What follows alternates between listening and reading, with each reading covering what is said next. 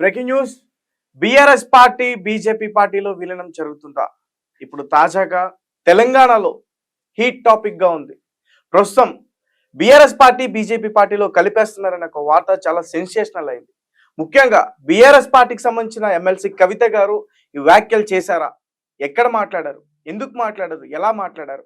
బీజేపీతో ఒకవేళ కలిస్తే కవిత గారికి ఒక్కరికి అభ్యంతరమా? కేటీఆర్ గారికి లేదా? హరీష్ రావు గారికి లేదా? సో ఈ పూర్తి విషయాలన్నీ కూడా మనం తెలుసుకునే ప్రయత్నం చేద్దాం. సో ఇదే టాపిక్ మనతో పాటు డిస్కస్ చేయడానికి సీనియర్ జర్నలిస్ట్ అరవింద్ కొల్లి గారు ఉన్నారు. ఒకసారి ఆయనతో మాట్లాడదాం. సార్ నమస్తే అండి. నమస్తే తేజ. రైట్. ఎప్పటి నుంచో కూడా వినిపిస్తుంది బీఆర్ఎస్ పార్టీ ఖచ్చితంగా బీజేపీ పార్టీలో విలీనం అయిపోతుందని. ఒక పక్క కాంగ్రెస్ కూడా చాలా జోరుగా దీని గురించి ప్రచారం చేస్తుంది. ఎన్నికల టైంలో కూడా విపరీతంగా కొన్ని ఛానల్స్ కూడా ప్రచారం చేయడం అయితే జరిగింది. తాజాగా ఇప్పుడు ఆ మాట కాస్త నిజమా అయ్యేటట్టు కనిపిస్తుంది. ఎందుకంటే ముఖ్యంగా కేసీఆర్ గారికి సంబంధించిన కూతురు కవిత గారే ఈ వ్యాఖ్యలు చేయడం పట్ల అసలు ఎలా చూడాలి? కాంగ్రెస్తో అంటగాగటానికి కానీ లేదంటే మిత్రత్వం కానీ మెర్జర్ కానీ కేటీఆర్ అయితే ఇష్టం లేడు అని గతంలో 2014లో ఏదైతే ఈ డిబేట్ ముందుకు వచ్చిందో అప్పుడే కేటీఆర్ చాలా స్పష్టంగా చెప్పారు. ఆ తర్వాత కూడా ఆయన అనేక ఇంటర్వ్యూల్లో కొంతమంది జర్నలిస్టులతో ఇంటరాక్ట్ అయ్యే సందర్భంలో కూడా చాలా క్లియర్గా చెప్పాడు. ఆయన నాకు బాగా గుర్తు. ఒక సందర్భంలో ఎంత క్లియర్గా చెప్పారంటే, దేశంలో ఈ రోజు ఉన్నటువంటి ప్రతి సమస్యకి కాంగ్రెసే కారణం అనే మాట చెప్పారు. తెలంగాణని ఆంధ్రప్రదేశ్లో విలీనం చేయటం నుంచి కాశ్మీర్లో వివాదం వరకు ప్రతి అంశానికి కాంగ్రెసే కారణం అని చెప్పారు. సో వెరీ క్లియర్, కాంగ్రెస్ వ్యతిరేకి కేటీఆర్. అందులో ఎక్కడా దాపరికం లేదు. చివరికి ఆయన ఏమన్నాడంటే, సోనియా గాంధీ నాయకత్వంలో టీఆర్ఎస్ని కనుక మెర్జీ చేసేటటువంటి అవకాశం కనుక, ఆలోచన కనుక, సాధ్యం కనుక అయితే నేను రాజకీయాలు వదిలేసి మళ్ళీ అమెరికా వెళ్ళి ఉద్యోగం చేసుకునేవాడిని అని కూడా చెప్పారు. ఇది బహిరంగంగానే చెప్పారు. ఇక్కడ ఆయన ఎక్కడ దాచుకోలేదు, దాపరికం లేదు. అంత క్లియర్ గా చెప్పినటువంటి కేటీఆర్ ఖచ్చితంగా ఆయన అంటే ఒక సందర్భంలో నాకు బాగా గుర్తు, కొంతమంది మా లాంటి వాళ్ళతో మాట్లాడుతూ కూడా అసలు మేము మొత్తం మా ప్రయాణం మొత్తం కాంగ్రెస్ కి వ్యతిరేకంగా కదా, మేము ఎన్టీఆర్ తోటి ప్రయాణం అయ్యి ఎన్టీఆర్ తోటి కొనసాగి మా రాజకీయ మా కుటుంబం అంతా కూడా కాంగ్రెస్ వ్యతిరేకంగా మాత్రమే అంటే ప్రాముఖ్యంగా ఉన్నటువంటి వాళ్ళు. మా నాన్న కాంగ్రెస్ తో రాజకీయం మొదలుపెట్టి ఉండొచ్చు, కానీ కాంగ్రెస్ వదిలిపెట్టి కాంగ్రెస్ వ్యతిరేక రాజకీయంలోకి వచ్చిన తర్వాత మేము చాలా బలమైనటువంటి నాయకుడిగా ఎదిగారు మా నాన్న అని కూడా చెప్పారు. అనేక సందర్భాల్లో చెప్పారు. సో వెరీ క్లియర్, ఆయన కాంగ్రెస్ వ్యతిరేకి. కాంగ్రెస్ వ్యతిరేకి అనే క్రమంలో దేశవ్యాప్తంగా ఉన్నటువంటి నాన్ కాంగ్రెస్ రాజకీయాల్లో ఎవరి వైపు వెళ్ళాలి, ఎటువైపు వెళ్ళాలి అనేటటువంటి ప్రస్తావనలు అయితే ఖచ్చితంగా చర్చలు అయితే ఉన్నాయి. ఇక్కడ కేసీఆర్ ఆలోచనని ఇట్లా చెప్తే, ఇక కేసీఆర్ సంబంధించినటువంటి రాజకీయ వారసత్వం విషయంలో ఏంటి ప్రస్తావన అయితే చర్చ అయితే ఉంది. ఇప్పుడు మీరు అన్నట్లుగా కవిత మాత్రమే వ్యతిరేక, మిగతా వాళ్ళందరూ సానుకూలేనా అనేటటువంటి అంశం గుర్తొస్తుంది. అవును, బయటకు వస్తుంది.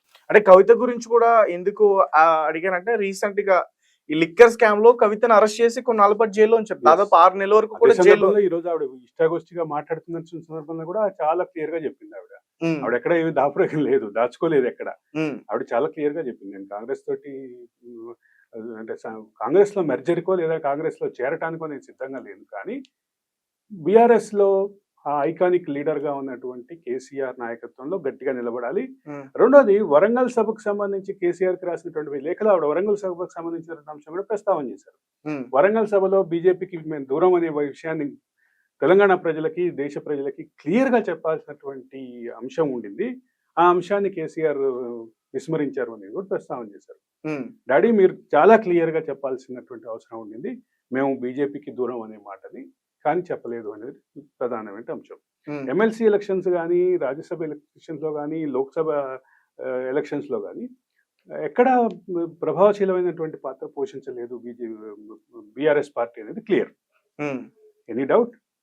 ఎక్కడ అంటే ఇప్పుడు ఒకటి చాలా కీలం తేజ, 17 లోక్సభ స్థానాలకి పోటీ చేస్తే 17 లోక్సభ స్థానాల్లో ఎక్కడా కూడా ప్రభావశీలమైనటువంటి పార్టీగా లేదు. బలమైనటువంటి నాయకులు పోటీలో ఉన్నటువంటి నియోజకవర్గాల్లో కూడా బలమైనటువంటి నాయకులు ఎక్కడ ఆ ప్రభావశీలమైనటువంటి శక్తిగా లేనటువంటి పరిస్థితి ఉంది. అంటే ట్రయాంగిల్ నుంచి ఆ, అంటే పార్లమెంట్ ఎన్నికలకు ముందు జరిగినటువంటి అసెంబ్లీ ఎన్నికల్లో కొన్ని చోట్ల భయంకరమైనటువంటి ట్రయాంగిల్ ఫైట్ ఉంది. అంటే అను ఎవరు ఊహించని స్థాయి చోట్ల బీజేపీకి అంటే ఓట్లు పెరగటం అనేది గమనించాం. అక్కడి నుంచి మొదలుపెట్టి ప్రతి అడుగునో చూద్దాం ఆయన బీజేపీకి అనుకూలంగా ఉన్నారనేటటువంటి విమర్శని మీరు నేను మాట్లాడటం కాదు, కవిత ఇప్పుడు ఆ విషయాన్ని ప్రస్తావన చేసి కొంచెం విస్తృతంగా మాట్లాడుతున్న పరిస్థితి ఉంది. బీఆర్ఎస్ని బీజేపీలో మెర్జ్ చేస్తారా, కలిసి పోటీ చేస్తారా అనే విస్తృత చర్చ అయితే తెలంగాణ సమాజంలో ఉంది, మొత్తం దేశవ్యాప్తంగా కూడా ఉంది. ఎక్కడ ప్రభావశీలమైనటువంటి పాత్ర పోషించలేదు, ఎక్కడ ఎన్నికల్లో కనీసం ప్రధానమైనటువంటి పోటీ లేదు. కానీ అంటే ఇప్పుడు అది అంటే ఒక రకంగా చెప్పాలంటే ప్రతి అడుగులోనూ బీఆర్ఎస్ పార్టీ బీజేపీకి ఉపయోగపడేలాగా రాజకీయమైనటువంటి నిర్ణయాలు తీసుకుంది అనేటటువంటి చర్చ అయితే విస్తృతంగా ఉంది. అంటే కాంగ్రెస్ ని బలహీనపరిచి బీజేపీ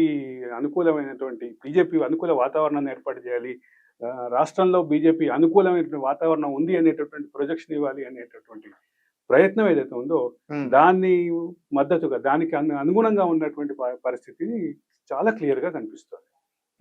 ఇక్కడ ఈ పర్టికులర్ జంక్చర్ లో ఒక చర్చ ఉంది, విలీనమా కలిసి పోటీ చేయటమా, పొత్తులతో పోటీ చేయడం భవిష్యత్తులో ఆ రకమైనటువంటి పాత్ర పోషించేటటువంటి పరిస్థితి ఉంది.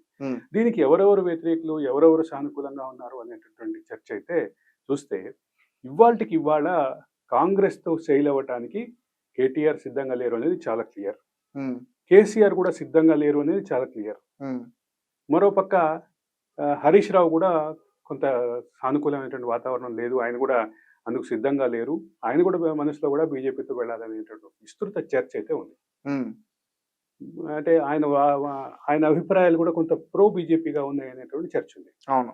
ఇక సంతోష్ రావు కీలకమైనటువంటి వ్యక్తి అయినప్పటికీ నిర్ణయాలు తీసుకునేటువంటి పరిస్థితి లేదు కాబట్టి ఖచ్చితంగా ఇప్పుడు కేసీఆర్ తీసుకునే నిర్ణయానికి ప్రాధాన్యం ఉండదు. ఈ నిర్ణయాన్ని తీసుకునేటటువంటి క్రమంలో కాంగ్రెస్ తో వెళ్ళటానికి ఎట్టి పరిస్థితుల్లోనూ ఆయన సిద్ధంగా లేడు. ఆవిడ అంటే కాంగ్రెస్ తో వెళ్ళటం అనే ఆలోచనే కేసీఆర్ కానీ కేటీఆర్ కానీ హరీష్ రావు కానీ రానివ్వట్లేదు. ఇప్పుడు బీజేపీతో వెళ్ళేటువంటి పరిస్థితికి బీజేపీతో వెళ్ళటం అనేటటువంటి విషయంలో ఏదైతే సందిగ్ధత ఉందో ఆ సందిగ్ధతకి చాలా క్లియర్గా ఆ రకమైనటువంటి ఆ ఊహాగానాలు ఉన్నాయి, ఆ రకమైనటువంటి ఆచరణ కనిపిస్తోంది అని ఒక పక్కన కవిత నుంచి ఆ రకమైన ఇండికేషన్స్ అయితే ఉన్నాయి. అంటే సాధారణంగా ఇక్కడ తెలంగాణలో ఏ అంశం పైన సరే ఆయన ఎక్స్ అకౌంట్ లో ఆయన పోస్ట్ చేయడం జరుగుతుంది, సోషల్ మీడియా మాధ్యమాల్లో కూడా ఆయన పోస్టులు పెడతా ఉంటారు, ప్రతి విషయాన్ని ఖండించడం కానీ ఈ రోజు అవి తగ్గించి దీని గురించి చర్చించిందంటూ కూడా మాట్లాడింది. ఈ రోజు ఆవిడ మాట్లాడిన దాంట్లో చాలా క్లియర్ గా అదే అంశం ఉంది. అసలు అంటే రాజకీయపరమైనటువంటి కార్యాచరణ వదిలేసి ఎక్స్ లో పోస్టులు పెడితే అయిపోయిందా? రాజకీయం అంటే అదేనా? పార్టీ చేయాల్సింది అదేనా అన్న దగ్గర బ్రాకెట్స్ లో పార్టీ వర్కింగ్ ప్రెసిడెంట్ చేయాల్సింది అదేనా అని మనం పెట్టుకోవాలి. ఆవిడ వర్కింగ్ ప్రెసిడెంట్ పేరు ప్రస్తావించలేదు, వర్కింగ్ ప్రెసిడెంట్ పోస్ట్ ని ప్రస్తావించలేదు. కానీ వర్కింగ్ ప్రెసిడెంట్ చేసేటటువంటి పని ఏదైతే ఉందో ఎక్స్ లో పోస్టులు పెట్టడం, దాన్నే టార్గెట్ చేసి ఈరోజు మాట్లాడుతున్నటువంటి పరిస్థితి. ఆవిడ ఖచ్చితంగా ఆవిడ అసంతృప్తిని వ్యక్తం చేసే క్రమంలో ఈ కేటీఆర్ ని టార్గెట్ చేశారు అని చెప్పడం తప్పదు. కేటీఆర్ తో పాటు మరో అన్నైనటువంటి సంతోష్ రావుని కూడా టార్గెట్ చేసినటువంటి పరిస్థితి ఉంది. సార్ అంటే బయట మాకు కూడా కొన్ని డౌట్స్ ఉన్నాయి. ఏంటంటే ఇప్పుడు కేటీఆర్ గారితో కవిత గారు మాట్లాడొచ్చు, డైరెక్ట్ గా వెళ్ళి ఆయన అపాయింట్మెంట్ తీసుకోవచ్చు, స్వయం ఆయన కూతురు ఆమె, లేదంటే ఫోన్ చేసి మాట్లాడొచ్చు, లేదంటే ఏదైనా మెయిల్ పెట్టొచ్చు. ఒక తెల్ల కాగితం పైన కొన్ని అక్షరాలతో రాయబడిన ఒక లెటర్, 5 పేజీల లెటర్ పంపడం ఏంటి, అది బయటకు వచ్చి హల్చల్ చేయడం ఏంటి, అది లీక్ అవడం ఏంటి? అదే మాట్లాడుతున్నా. ఇప్పుడు ఆవిడ ఇవాళ మధ్యాహ్నం మాట్లాడుతున్న సందర్భంలో ఒక విచిత్రమైనటువంటి అనుమానం వ్యక్తం చేశారు. కేసీఆర్ కి ఏమైనా లెటర్లు వస్తే ఇది వెంటనే చదివినాక చించేయటం అలవాటు, కానీ కేసీఆర్ నేను రాసిన లెటర్ ఎలా బయటకు వచ్చింది, అది ఎలా బయటకు వచ్చింది అంటే కేసీఆర్ చుట్టూ ఉన్నటువంటి వ్యక్తులు బయట పెట్టాలి, లేదా కవిత ఆఫీస్ నుంచో కవితకి సంబంధించినటువంటి టీం నుంచో బయటకు రావాలి. ఈ రెండే ఆప్షన్స్. మూడో ఆప్షన్ ఏమైనా కనిపిస్తుందా మీకు? ఇక్కడ ప్రధానమైన అంశం ఏంటి? కేసీఆర్ చుట్టూ ఆవిడ మాటలో చెప్పాలంటే ఆయన దేవుడు, చుట్టూ ఉన్నటువంటి దయ్యాలు, ఆ దయ్యాల్లో ఎవరో ఒకరు లీడ్ చేశారనేటువంటి భావం వాళ్ళలో కనిపిస్తోంది. కాబట్టి ఇక్కడ కేసీఆర్ కి రాసినటువంటి లేఖ మీరు అన్నట్లుగా సొంత తండ్రి దగ్గరికి వెళ్ళి కూర్చోవచ్చు, కూర్చొని మాట్లాడచ్చు. ఆవిడ మార్షల్ అంటే శంషాబాద్ ఎయిర్పోర్ట్ లో మాట్లాడిన దాన్ని కానీ ఈ రోజు మాట్లాడిన దాంట్లో కానీ ఒక అంతరార్థం ఒకటి కనిపిస్తుంది. చుట్టూ ఉన్నటువంటి దయ్యాలు దగ్గరికి రానివ్వట్లేదు దాని భావం కనిపిస్తుంది. సో అది కూడా ఒకటి ప్రధాన కారణం అయి ఉండొచ్చు. కేసీఆర్ నాయకత్వాన్ని మాత్రమే నేను నాయకత్వంగా భావిస్తాను, ఈ మరొకరిని ఎవరిని నేను నాయకత్వంగా భావించలేదు పార్టీలో అని చెప్పారు ఆవిడ. దాని అర్థం ఏంటి? వర్కింగ్ ప్రెసిడెంట్ నేను పట్టించుకోవట్లేదు, వర్కింగ్ ప్రెసిడెంట్ నేను I'm least bothered about working president, I'm very concern with KCR's leadership. KCR లీడర్షిప్నే కంట్రోల్ చేయాలని కొంతమంది వ్యక్తులు ప్రయత్నిస్తున్నారు అని అక్కడైతే ఆ మాటలో మాత్రం ఒక పక్క వర్కింగ్ ప్రెసిడెంట్ మీద, మరో పక్క సంతోష్ రావు మీద కొంత అసంతృప్తి ఛాయలు అయితే కనిపిస్తుంది. ఈ మొత్తం ఎటు తిరిగి చూసినా, ఎటు నుంచి ఎటు ఆలోచించినా చాలా కీలకంగా కనిపించేది ఏంటి? కేసీఆర్ నాయకత్వానికి నేను బందీని, కానీ మిగతా వాళ్ళు ఎవరిని నాయకుడిగా నేను అంగీకరించను. ఈ మాట అర్థం ఏంటి? వర్కింగ్ ప్రెసిడెంట్ నేను వర్కింగ్ ప్రెసిడెంట్ గా అంగీకరించట్లే.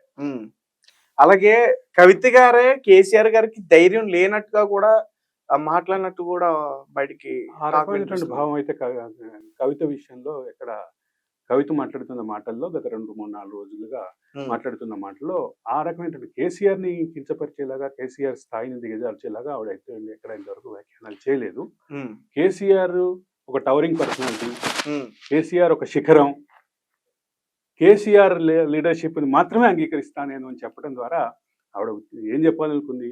నేను కేసీఆర్కి మాత్రమే బందీని, కేసీఆర్కు మాత్రమే బద్దురాల్ని, కేసీఆర్ నాయకత్వానికి మాత్రమే అంగీకరిస్తాను అని చెప్పడం అది చాలా ఉద్దేశం, చాలా క్లియర్గా చెప్పింది. వర్కింగ్ ప్రెసిడెంట్నే పట్టించుకోవట్లేదు అన్నమాట, చాలా క్లియర్గా చెప్పేసింది.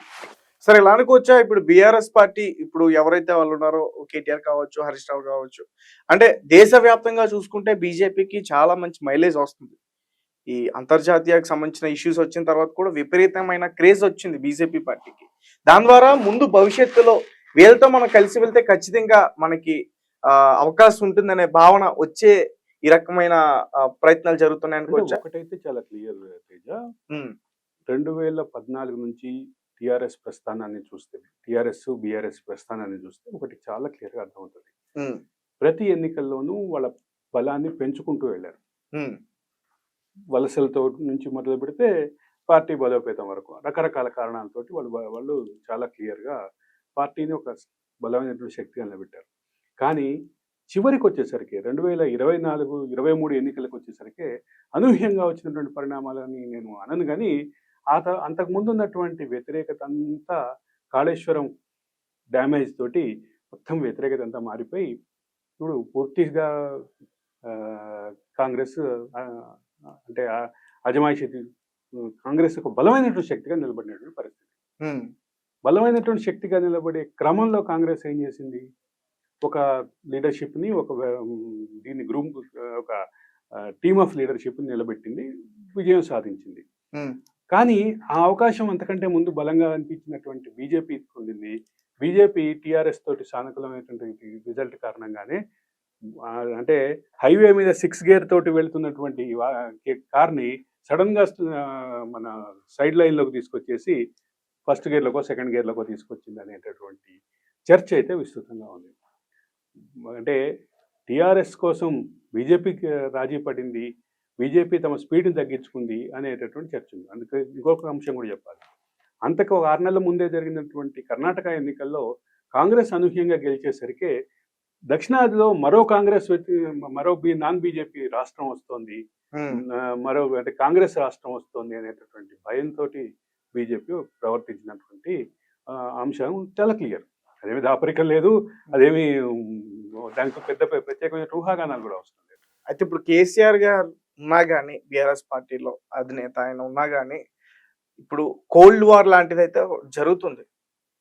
ఇంకా తెలియని పర్సన్స్ కూడా ఇన్వాల్వ్ అయినట్టుగా కూడా చెప్తున్నారు. ఇప్పుడు వాళ్ళిద్దరూ ఒకే కుటుంబంలో ఉన్న వ్యక్తులు కాబట్టి వాళ్ళ గురించి మాత్రమే మనం మాట్లాడే ప్రయత్నం చేస్తున్నాం. రెండోది ఇంకోటి కూడా ఏంటంటే ఇద్దరు ఒకటే కుటుంబం నుంచితో పాటు ఒకళ్ళు వర్కింగ్ ప్రెసిడెంట్, ఒకళ్ళు రాజకీయ వారసత్వాన్ని క్లెయిమ్ చేసుకుంటున్నటువంటి పంచుకోవాలనుకున్నటువంటి వ్యక్తి.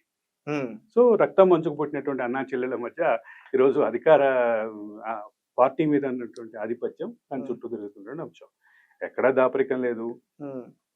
కేసీఆర్ మనసులో ఏముందో ఇప్పటికీ అంటే ఆయన బయట పెట్టలేదు. కానీ ఈ పరిణామాలన్నీ చూస్తుంటే మాత్రం కేసీఆర్ కుటుంబం నుంచి కొంత ఆయనకి పార్టీ మీద కొంచెం పట్టు తగ్గిందా కేసీఆర్ గారు? అది ఖచ్చితంగా ఉంది. దానికి సంబంధించిన అంశం మనం 3-4 రోజుల క్రితం అదే సబ్జెక్ట్ మాట్లాడాం. ఇప్పుడు కేసీఆర్ అందరినీ కిక్కురు మనకుండా కూర్చోండి, ఈ అంశాన్ని నేనే పరిష్కరిస్తానని ఇంటర్నల్ ఇన్ కెమెరా చెప్పినా బయటకు వచ్చి చెప్పినా ఒక్కళ్ళు కూడా మాట్లాడేటటువంటి పరిస్థితి ఉండదు. ఇక్కడ దాపరికం ఏం లేదు. నేను పరిష్కరిస్తాను, నా మాట వినండి అని ఆయన గనక నోట్లోంచి బయటకు వస్తే ఇప్పుడు లేస్తున్న గొంతులన్నీ కామైపోతాయి. ఓకే, అదేమి అసాధ్యం అనిపిస్తుందా? కానీ ఆ రకమైనటువంటి అజమాయిషి అన్నది, ఆ రకమైనటువంటి కమాండ్ కేసీఆర్ దగ్గర ఉందా అనేది ప్రశ్న. కేసీఆర్ దగ్గర కమాండ్ లోపించబట్టే ఇంత విస్తృతంగా చర్చ జరుగుతుంది అని ప్రశ్న. రైట్. సో ఫైనల్ గా మనం ప్రజలకి ఒక విషయం అయితే ఖచ్చితంగా వాళ్ళకి తెలియపరచాలి. విలీనం జరుగుతుందా జరగట్లేదా? విలీనం జరిగితే ఒకవేళ ఆశ్చర్యపోవాలా? విలీనం జరుగుతుందా జరగలేదా అనేది కాసేపు పక్కన పెట్టి బీజేపీ వైపు ఇంక్లైన్ అయ్యారు బీఆర్ఎస్ అనేది ఖచ్చితంగా మొగ్గు చూపుతున్నారు అనేది ఖచ్చితంగా. అది కలిసి ప్రయాణం చేయటమా పొత్తుతోటి లేదా విలీనమా అనేది భవిష్యత్ రాజకీయాలే చూపించాలి. అదే సందర్భంలో ఇంకో మాట చెప్పాలి. ఎన్డీఏ కూటమిగా వెళ్ళేటటువంటి, ఎన్డీఏలో బీఆర్ఎస్ చేరి కూటమిగా వెళ్ళేటటువంటి క్రమంలో ఆ తెలంగాణ రాష్ట్రంలో ఎన్డీఏని ఎవరు లీడ్ చేస్తారు అనేది ఇద్దరి బలాబలాల మీద ఆధారపడి ఉంటుంది. దాంతోపాటు మరికొన్ని అంశాలు కూడా ఉంటాయి.